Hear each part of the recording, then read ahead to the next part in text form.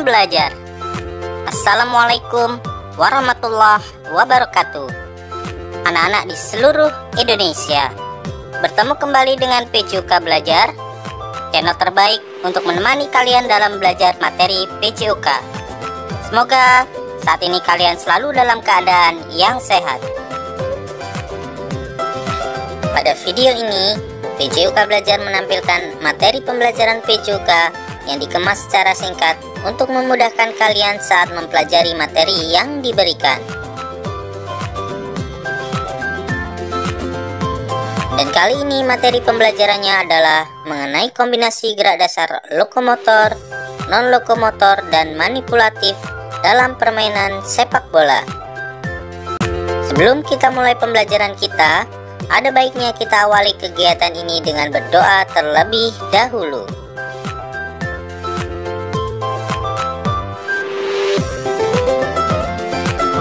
Sekarang, kalian simak terlebih dahulu mengenai pengertian dari gerak kombinasi. Gerak kombinasi adalah gabungan antara suatu gerakan dengan gerakan yang lain. Dan apa itu gerak lokomotor? Gerak lokomotor adalah gerakan berpindah tempat, contohnya berjalan, berlari, melompat. Berikutnya adalah pengertian dari gerak non-lokomotor. Gerak non-lokomotor adalah gerakan yang tidak disertai dengan perpindahan tempat. Contohnya, gerak mengayun, memutar, menekuk, meliuk. Terakhir adalah pengertian dari gerak manipulatif. Gerak manipulatif adalah gerakan yang melibatkan penguasaan pada sebuah objek atau benda. Contohnya gerak melempar bola, menendang bola, memukul bola, dan masih banyak lagi.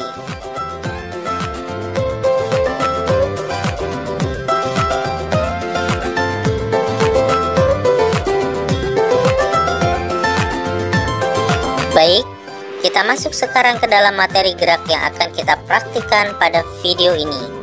Perlu diingat untuk selalu melakukan pemanasan sebelum melakukan aktivitas gerak ini. Kita awali dengan materi pada pertemuan minggu pertama.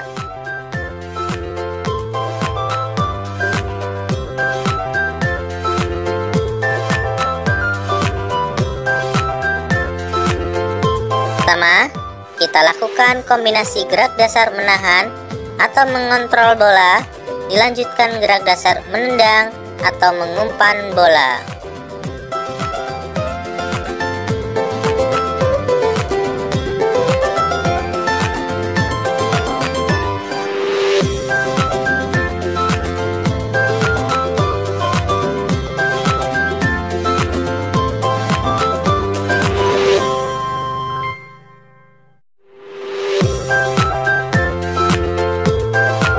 Kedua, lakukan kombinasi gerak dasar menahan atau mengontrol bola, dilanjutkan gerak dasar menggiring bola.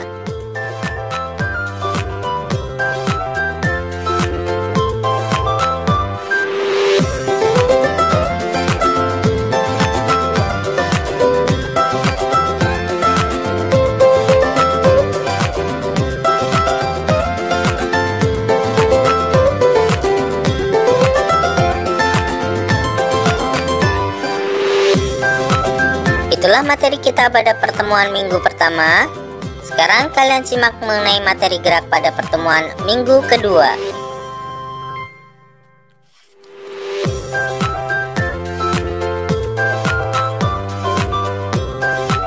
Pertama, lakukan kombinasi gerak dasar menggiring bola, dilanjutkan gerak dasar menendang atau mengumpan bola.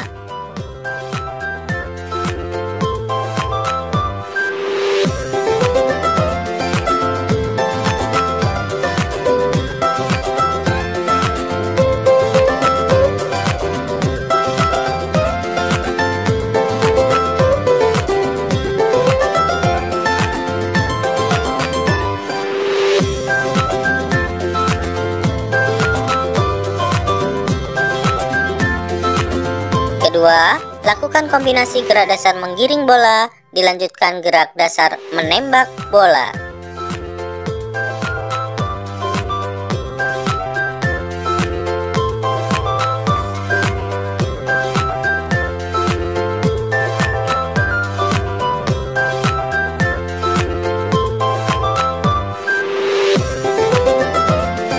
Itulah tadi materi gerak yang bisa kalian pelajari mengenai kombinasi gerak dasar lokomotor, non-lokomotor, dan manipulatif dalam permainan sepak bola.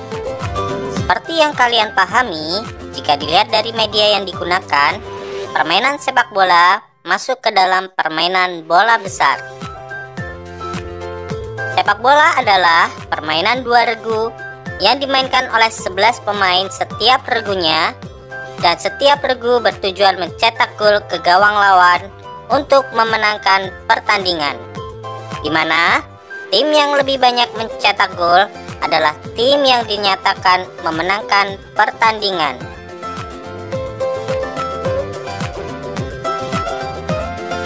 Sepak bola sendiri sebelum jadi olahraga populer di dunia seperti sekarang ini, sebenarnya telah dimainkan pada zaman dahulu.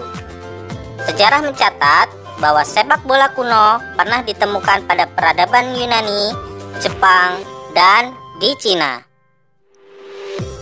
Sejarah sepak bola kuno di Cina ada pada dinasti Han yang berkuasa tahun 206 sebelum Masehi sampai 220 Masehi.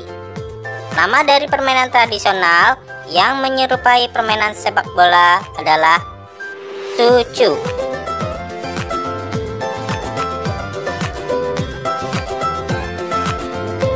Permainan Suchu saat itu menggunakan bola kulit dan gawang yang berjaring kecil, sehingga untuk memasukkan bola ke gawang lawan cukup sulit.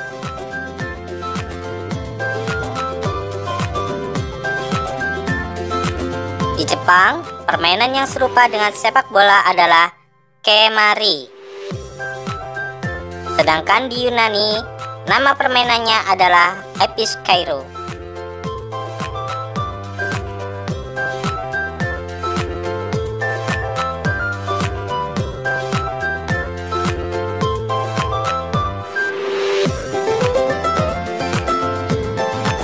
Lahirnya sepak bola modern seperti yang kalian lihat sekarang tak lepas dari jasa negara Inggris.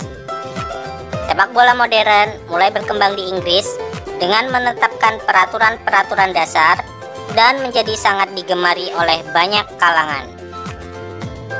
Kelahiran sepak bola modern terjadi di Freemason Tavern pada tahun 1863. Saat itu 11 sekolah dan klub berkumpul untuk merumuskan aturan baru permainan sepak bola. Permainan sepak bola terus tersebar ke berbagai dunia, seperti Italia, Amerika Serikat, dan negara lainnya. Pada tanggal 21 Mei 1904, induk organisasi sepak bola dunia didirikan dengan nama Federation Internationale de Football Association, atau biasa disingkat dengan FIFA. FIFA didirikan oleh Prancis, Belgia, Denmark, Belanda, Spanyol, Swiss, serta Swedia. World Cup atau Piala Dunia adalah kejuaraan dunia untuk cabang sepak bola. World Cup pertama kali diadakan di Uruguay, yaitu pada tahun 1930, yang saat itu masih bernama Julius Rimet Cup. Karena kejuaraan ini diprakarsai oleh Julius Rimet yang merupakan presiden FIFA saat itu.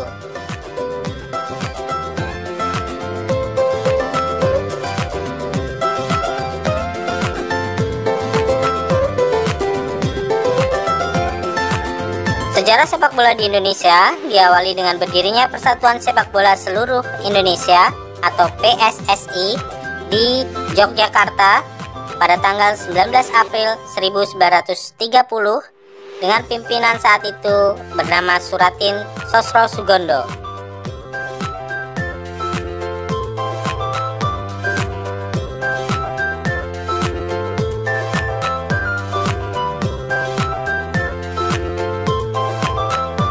Sejak saat itu, kegiatan sepak bola semakin sering diadakan oleh PSSI dan makin banyak masyarakat yang bermain sepak bola. Mulai tahun 1966, diadakan kejuaraan sepak bola tingkat taruna remaja dengan nama Piala Suratin atau Suratin Cup.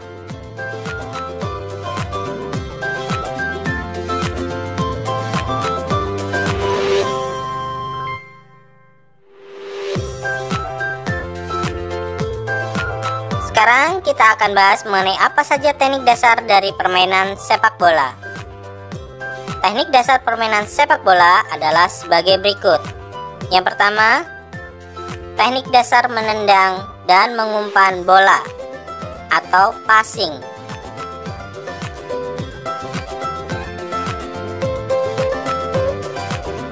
Kedua, teknik dasar mengontrol dan menahan bola atau trapping.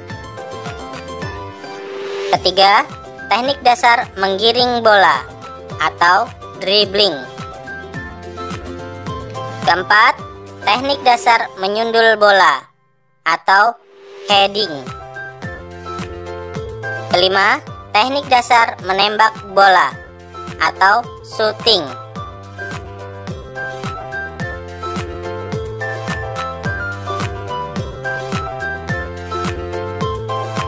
Dan ini adalah beberapa peraturan yang ada pada permainan sepak bola.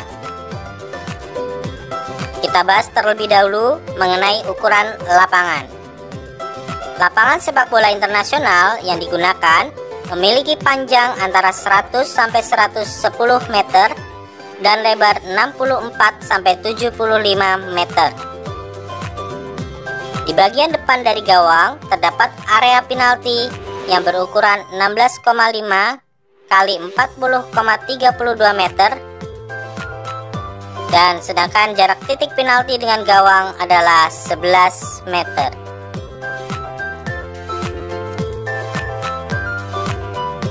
Kita beralih pada ukuran gawang. Gawang memiliki lebar 7,32 meter dan tinggi 2,44 meter. Untuk lama permainan sepak bola normal adalah 2 kali 45 menit, ditambah istirahat selama 15 menit di antara kedua babak. Apabila pertandingan sepak bola dilangsungkan pada suatu turnamen yang memakai sistem gugur dan terjadi skor imbang, maka pertandingan dilanjutkan dengan babak tambahan yang berlangsung selama 2 kali 15 menit, ditambah istirahat selama 5 menit di antara kedua babak. Bila skor masih imbang, maka dilanjutkan dengan adu tendangan penalti. Sedangkan untuk pelanggaran yang dilakukan oleh pemain dengan keras, dapat diberikan peringatan dengan kartu kuning, atau apabila dirasa berbahaya, pemain dapat diberi kartu merah. Bila pemain sudah mendapat kartu merah langsung, atau seorang pemain mendapat 2 kali kartu kuning, maka pemain tersebut harus keluar lapangan dan tidak boleh melanjutkan pertandingan. Jumlah wasit dalam pertandingan profesional adalah 4 orang, yaitu 1 wasit utama, 2 hakim garis, dan seorang sebagai wasit cadangan. Dalam permainan sepak bola, bola yang dipakai haruslah bulat, dengan ukuran lingkaran bola antara 68 sampai 71 cm.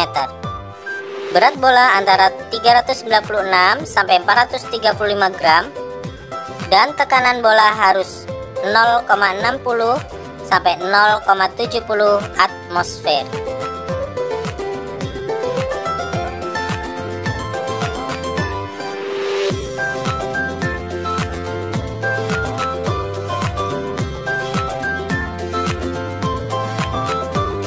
Coba sekarang kalian simak mengenai istilah-istilah yang ada pada sepak bola. Istilah yang pertama yaitu kick off. Kick off adalah tendangan permulaan yang dilakukan pada setiap babak dan setelah terjadinya suatu gol. Untuk peraturan sekarang, tendangan pada kick off boleh dilakukan ke semua arah, baik area lapangan sendiri atau area lapangan lawan. Istilah kedua, offside. Offside adalah suatu keadaan di mana pemain penyerang berada lebih dekat dengan garis gawang saat umpan dilepas dibanding pemain bertahan, kecuali pemain tersebut mendapat umpan dari lemparan ke dalam. Ketiga adalah gol. Suatu gol dinyatakan sah apabila seluruh bagian bola telah melewati garis gawang. Keempat adalah free kick atau tendangan bebas. Free kick adalah tendangan bebas yang diberikan setelah terjadinya pelanggaran. Free kick ada dua jenis, yaitu direct free kick atau tendangan bebas langsung dan indirect free kick atau tendangan bebas tidak langsung. Kelima, goal kick atau tendangan gawang. Goal kick dilakukan apabila bola seluruhnya melewati garis gawang dan terakhir disentuh oleh pemain penyerang. Goal kick dilakukan di dalam area kiper atau penjaga gawang. Keenam, corner kick atau tendangan sudut. Corner kick dilakukan apabila bola seluruhnya melewati garis gawang dan terakhir disentuh oleh pemain bertahan. Corner kick dilakukan di sudut lapangan.